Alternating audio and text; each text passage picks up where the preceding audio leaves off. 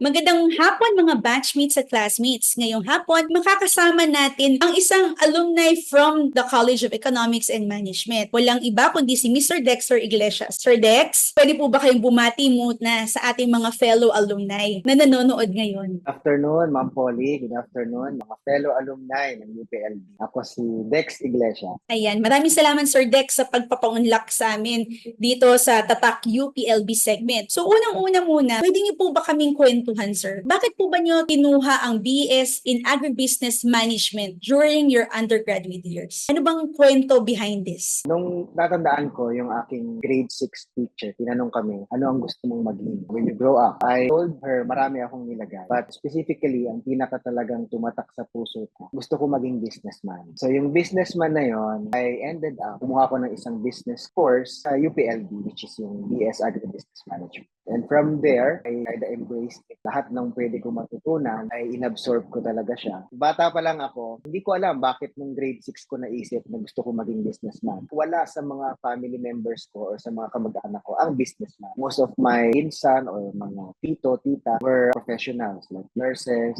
mga gano'n. And ako lang yung parang gusto kong mag-business. Feeling ko I was led to taking a business course. Yan siguro talaga nung panahon nyo, gusto nyo po maiba naman ang iyong profession. Kaya siguro nag-businessman kayo, no sir? Yes. So either maiba or somehow parang feeling ko I was led or I was called to do it. It's not just about the business. It's about agribusiness. So parang napunta talaga ako sa running a business na ang center ay agriculture. That's what's special about it. Sir, sorry, may follow-up ako dun sa part na yun. Bakit po Los Baños? Meron bang particular reason? During that time, I'm not familiar with any UP. But syempre, first time na mag-UP, gusto niya Diliman. But nung ako po ay nakapasa sa UP, yung business course sa Diliman, parang may kasamang accounting. Hindi ko alam kung bakit hindi yun yung gusto ko. No? But yung sa UPLB, nung nakita ko, kasi sa UP Diliman ako nag-take ng exam. Umpisa pa lang, no, mas at home ako sa UPLB. Parang dun talaga kayo nakatadhana? Ano? Yes, may tadhana. Actually, sa totoo lang, meron akong pinsan na public ad siya sa UP Diliman. So, binisita ko siya doon, tinignan ko yung college. Iba yung pakiramdam ko. But when I first entered UPLB, may mga puno, bundok, then parang mas yung personality ko, mas nag-fit sa UPLB. I don't know, no? Kasi nakakita ko before, mga estudyante, mga nakachinelas, parang napaka-down to earth yung mga damit nila, parang napaka-simple. Sabi ko, mga estudyante ba to? Turned out, yung mga estudyante kasi nag-review sila, no? Parang immediately, feel ko iba yung ambience. Tsaka feeling ko ay at home ako. After you graduate po, ano po ba yung ginawa niyo na nag-lead towards to what you are currently doing now? After I graduate, there's a pressing need for me to help in our family business. So yung family business namin is engaging into servicing the customers' economic zones. Kasi we are in south of Luzon. So nandyan yung mga economic zones, electronics and semiconductor industry. So meron pressing need for me to help. Then after a year, I decided to put out my own business. And mas naging focus siya into packaging business. And then after that year, meron akong sariling business. Basically, I sourced out my items from China, from US, from Korea, from Malaysia. So yun yung mga suppliers ko. And then I do the warehousing here sa Philippines. And then nagsaservice ako ng mga clients kung ano yung mga needs nila. Halimbawa, just in time. Kasi yung mga companies here sa Philippines, gusto kasi nila mababa yung inventory nila. So therefore, kapag sinorse ko naman yung item from China, hindi naman papayag yung mga suppliers na konti-konti lang yung i-deliver. No? Nandun yung need. And then ngayon, yun yung talagang main na business ko, packaging and sourcing items. And then so that was 2003 nung ginawa ko yung G2G, international sales. Siguro after mga 5 years or 6 years of doing business, one of my friend from UPLB, ang nature ng work niya ay nasa supplier siya ng mga feeds or ng mga feed ingredients sa mga feed niya. So sumama ako sa kanyang rota. Doon sa rota na yon, we visited a layer farm. Bali, egg farm siya. And then meron siyang oats. And then ang plano niya, sabi niya, plan to magtanim ng gemelina and mahogany. And then after that meeting, sabi ko, why not bumalik ako sa agribusiness? Kasi what I'm doing yung first 5 years or 6 years ko, it's not really focused on agribusiness, no? But it's a business. Ang principle ko kasi, kung saan ako may need with what I have during that particular time and kung saan ako mas makakreate ng value, yun yung gagawin ko. After 5 or 6 years, na-expose or bumalik sa isipan ko, parang natanim sa isip ko na parang gusto ko din bumalik sa farming.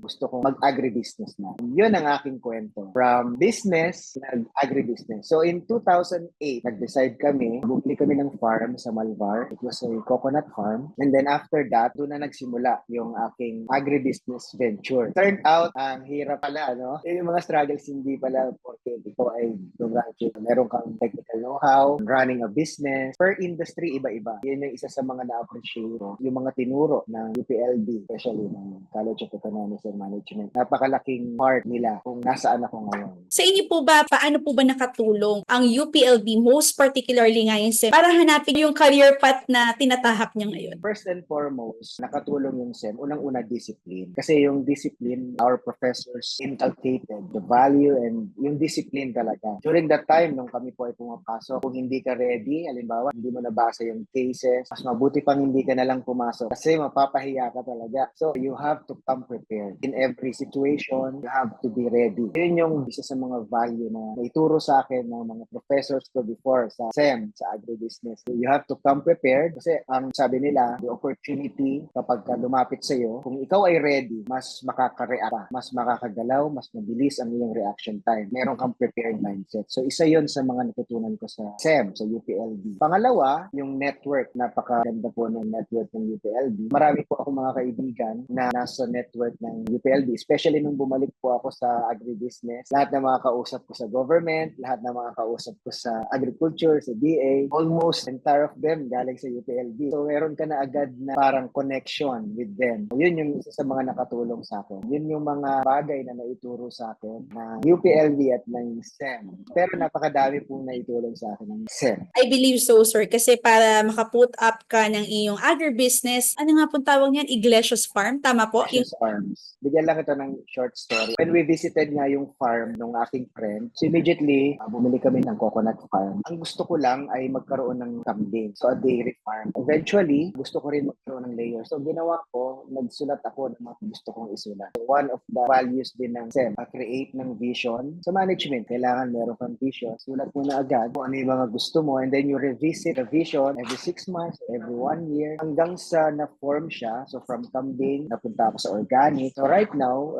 yung Iglesias Farms, it's a certified organic school located in Malvar, Batangas. So ang nangyari dito, meron akong kambing, meron akong native pigs, meron akong egg production. And at the same time, we are engaged into farm tourism. Nagtuturo din po ako ng organic agriculture. Sa TESDA rin, partner po kami ng TESDA. Since bumalik po ako sa agribusiness, nagtuloy-tuloy na. Maraming mga challenges, marami ding mga opportunities, but I think the skill na naituro sa akin ng agribusiness and SEM is dapat yung decision making. Kasi napakadaming opportunities na pwedeng dumating sa farm enterprise. You have to choose ano ba yung kaya mong gawin in the first 6 months. Kaya mo bang gawin yan? Kasi kapag pinili mo yung isang bagay na yon, yung ibang mga potential, yung mga ibang opportunity, mamimiss mo. So, kailangan mong i-compute, kailangan mong mag-decide kung ano yung mga dapat mong gawin. Yun yung mga ginagawa kong everyday decision ko sa farming. Very interesting naman, sir, yung araw nyo. Parang paggising mo pa lang, naiisip. Totoo po, totoo yun. I think every month, kailangan ko i-revisit yung mga bagay na naiwan ko. Dapat mong daily or every week, kailangan mong pag-isipan kung relevant pa ba. Kasi napakabilis ng opportunity kapag lumagpas na, halimbawa, Christmas season. So, may opportunity na kumita. Pag lumipas na yon, wala na. Di ba? So, kailangan mong mabilis yung execution mo. Kasi ang one thing na natutunan ko sa UPLB in running a business, meron tayong mga napag-aaralan before sa books, sa college. Pero kapag ka in real life pala, meron palang mas importante na dapat mong pagtuunan ng pansin. So, yung mga detalye sa business, yung detalye sa negosyo, dapat huwag balik-balik. So, yun yung aking mga, hindi ko pa naman sinasabi na-achieve ko na talaga yung super success, yung super tagumpay, no? But I am in process, no? And then, yun yung gusto kong i-share. Ang heart ko talaga goes out to the farmers. Kasi yung mga farmers po natin, pag nagtatanim po sila, parang ang gusto lang po nila ay magtanim. Kasi pag hindi nila na-ibenta sa magandang presyo yung kanilang tanim, hindi na sila magtatanim. So, yun po yung mga problema ko nila. Parang na-dishearten sila. So, ako, gusto ko po turuan sila mag-create ng awareness or mag-create ng business sense sa kanila para kung halimbawa halimbawa sila ay magtanim, maibenta nila yung produkto nila sa tamang presyo para naman makinabang sila. Patuloy silang magtanim. So yun po yung aking isa sa mga advocacy sa Iglesia. Nakakatuwa naman, sir, yung pinagdaanan nyo. So, yung mga challenges mo, parang continuous yung learning nyo. Tapos, yun yung sinishare nyo, yung experience nyo with our fellow farmers na rin po, no? So, tingin ko, kapag dito sa UPLB talaga, malaki ang puso for agriculture. Yes, oo naman. Talaga yung effect ng UPLB sa atin. So, sir, ito lang po. Paano kayo naging partner ng ATI? Naging partner kami ng ATI. Of course, nung kami po ay pumasok na sa farming at ako ay napunta na sa organic farming. So within Batangas, meron po kaming co-op. So sumali po ako doon sa Batangas Organic Natural Farmers Cooperative. And then from there, nakita ko, meron pala siyang mga training, especially for organic agriculture. And one of them na pwede kong itap is sa ATI para maging learning site. So naging learning site po ang Iglesias Farms. And then, ang nangyari po, si ATI po mismo ay tinatap na rin po ako as a resource speaker. And then, through ATI and yung mga kanilang mga trainings, ako po yung tinatap dun po. Kasi po yung puso ko nga po, gusto ko nga pong i-share dun sa mga farmers natin. Tsaka gusto ko rin pong i-share, halimbawa, yung kung paano i-run yung business, kailangan may record keeping. Most of the farmers, napakaliit na porsyento yung nagre-record keeping. So, pagdating sa record keeping, tinatap din po ako ng ATI para ituro yung basic farm records para din po maitaas yung antas na alaman ng mga farmers. Saka maganda yun, sir, yung naging learning site yung mismo Iglesias Farm. Kasi Yes po.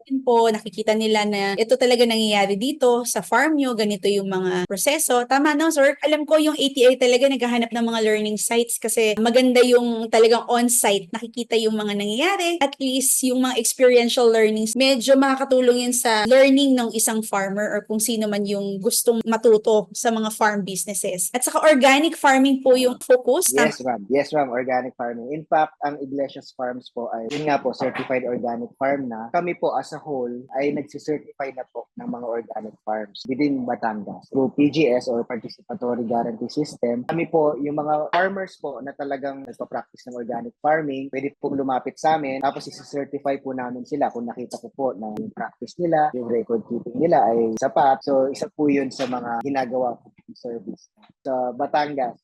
And talking about kanina na sinabi mo yung experiential learning. Importante po iyon. Actually, ako po as a trainer and as a educator. Tapos yung Iglesias Farm po, para po siyang laboratory. So meron po akong mga concept na gagawin. And then kapag nag-fail, ituturo ko din. No? And kapag kumita, ituturo ko din. No? So parang tandem po kami ng Iglesias Farms. Ako yung trainer, laboratory yung Iglesias Farms. Tapos yung mga maliliit na concept na pwede kong ituro para maging mas profitable yung farm, yun po yung sinishare ko. And nagandahan lang po nito, hindi naman po siya sobrang laki, pero relevant po siya sa maraming farmers. Kasi po yung mga farmers, normal, hindi naman po sila talaga mga malalaking enterprise. Sila po ay mga simpleng mga farmer na mayroon lang pong maliit na volume. And then, kapag ka ganon, ituturo ko lang sa kanila, halimbawa, kung ganyan ang volume mo, ganito ang pwede mong target na market. From there, natututunan sila kung paano mapataas yung presyo, yung pagbebenta nila sa kanilang produkto. Ayun, nakakatuwa naman kasi ang alam ko marami rin tayong mga alumni na may farms. Sa Malvar po kayo, no? Makikita yung Iglesias Farms. Yes po, sa Malvar, Batangas. So ngayon naman, sir, puntahan naman natin. Siyempre,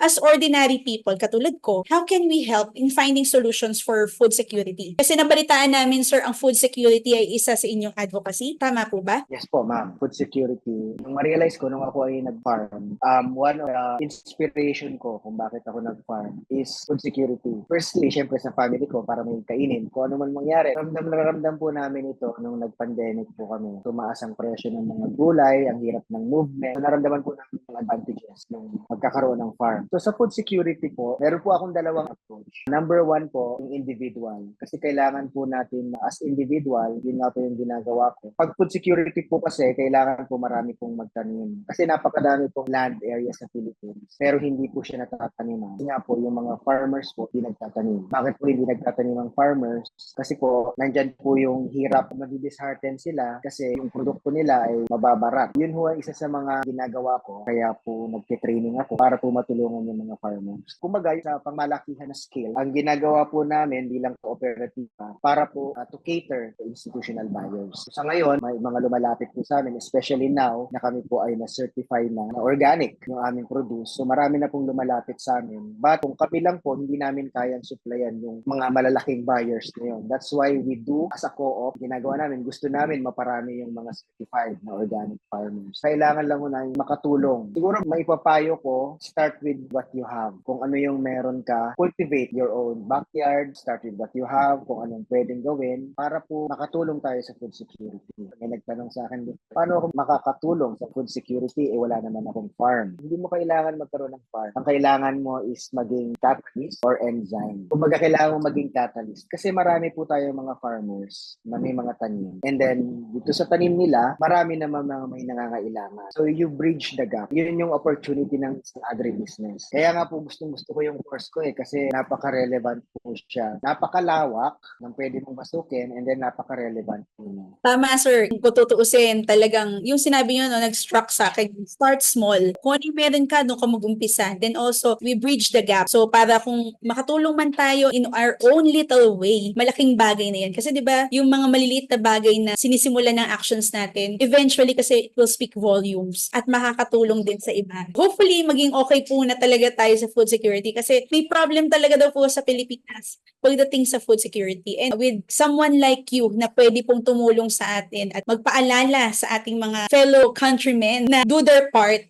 malaking bagay na po iyon. So maraming salamat po, sir, for that. Ngayon naman po, sir, can you share po an advice to our students on how to find their own career path? Ano po ba yung advice niyo para mahanap nila ang kanilang parang mission sa buhay? Ang aking advice, parang yung sinabi mo kanina, start with what you have. Ako kasi ang nangyari sa akin, kung ano yung meron ako, doon ako nagsimula. And it will take minsan humility to do it. Kasi pag nag-start ka, feeling mo parang wala ka. Feeling mo parang hindi mo kaya. Pero yung sinabi ko nga kanina, don't be afraid to start small. Kasi especially when you are testing the market or especially when you are nagsisimula ka lang, maliit talaga. To the point na parang ayaw mo siyang gawin. Kasi parang nag-aral ka pa sa UP, nag-aral ka pa sa kung saan, tapos parang yung ginagawa mo, parang it doesn't make sense. No? Pero just like a momentum, kapag yan ay kumulong, you speak volume na. Minsan kasi meron tayong attitude na halimbawa, parang ayoko magsimula kasi parang napakaliit. Pero wag po nating maliitin yung mga maliliit na bagay. Kasi lahat ng malalaki na iniisip natin ngayon, nagsimula sa maliit. Eventually, malalaman mo rin